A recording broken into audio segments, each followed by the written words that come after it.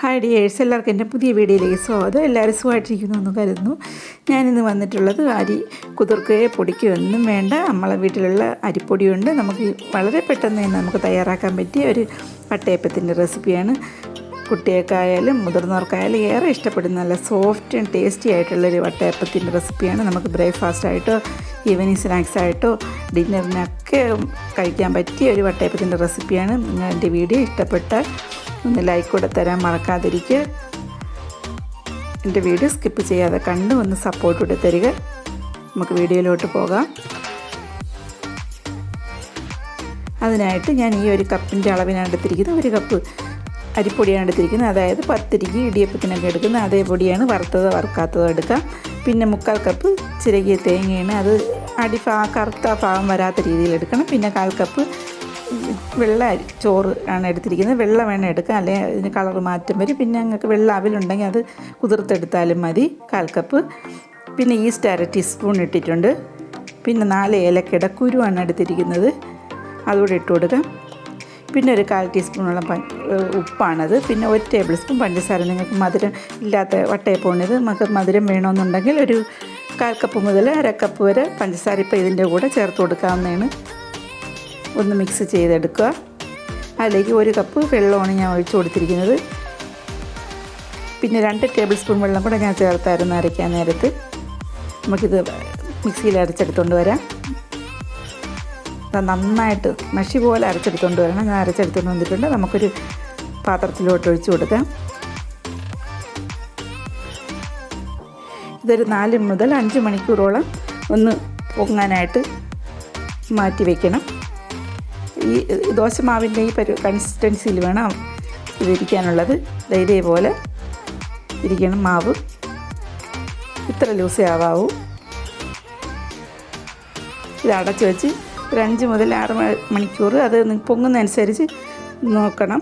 കൂടുതൽ പൊങ്ങിയാൽ പുളിക്കും. അത് കണക്കാക്കി വേണം എടുക്കാനുള്ളത്. പുളിപ്പ് വരും.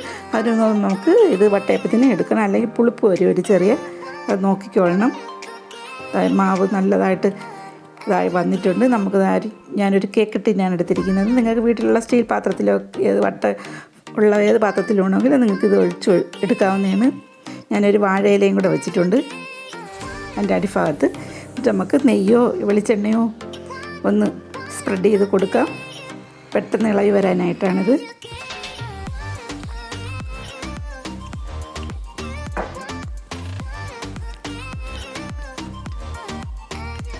നമുക്കിതിലോട്ട് ഒഴിച്ച് നമുക്കിത് സ്റ്റീം ചെയ്തെടുക്കണം.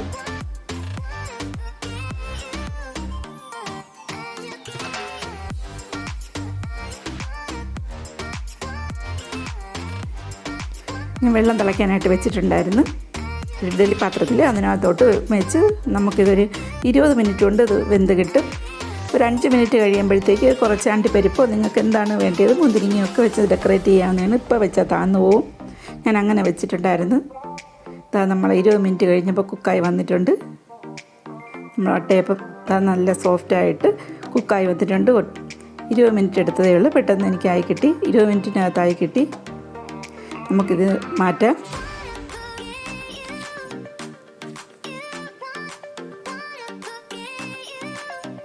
ഇത് തണുത്തതിന് ശേഷം മാത്രമേ എടുക്കാവൂ, അല്ലെങ്കിൽ അത് പൊട്ടിപ്പോകാൻ ചാൻസ് ഉണ്ട്. ഞാനൊരു പാത്രത്തിലോട്ട് മാറ്റിയിട്ടുണ്ട്. നല്ല സോഫ്റ്റ് ടേസ്റ്റി ആയിട്ടുള്ള വട്ടയപ്പം. എൻ്റെ വീഡിയോ ഇഷ്ടപ്പെട്ടാൽ ഒന്ന് ലൈക്ക് ചെയ്യുക. ആദ്യമായിട്ട് കാണുന്നവരാണെങ്കിൽ സബ്സ്ക്രൈബ് ചെയ്യാനും മറക്കാതിരിക്കുക. ആ ബെൽ ബട്ടൺ പ്രസ് ചെയ്താൽ ഞാനിടുന്ന വീഡിയോയുടെ എല്ലാം നോട്ടിഫിക്കേഷൻ വരുന്നതാണ്. നമുക്കിത് കട്ട് ചെയ്യാം.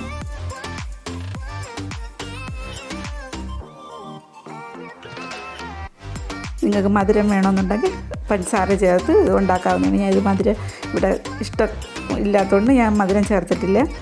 മധുരം ഇടുമ്പോൾ നമുക്ക് ഈവനിങ് സ്നാക്സ് ആയിട്ട് ഇത് കഴിക്കാവുന്നതാണ്. നല്ല സോഫ്റ്റ് ആയിട്ടുള്ള വട്ടയപ്പം. എൻ്റെ വീഡിയോ ഇഷ്ടപ്പെട്ടെന്ന് കരുതുന്നു.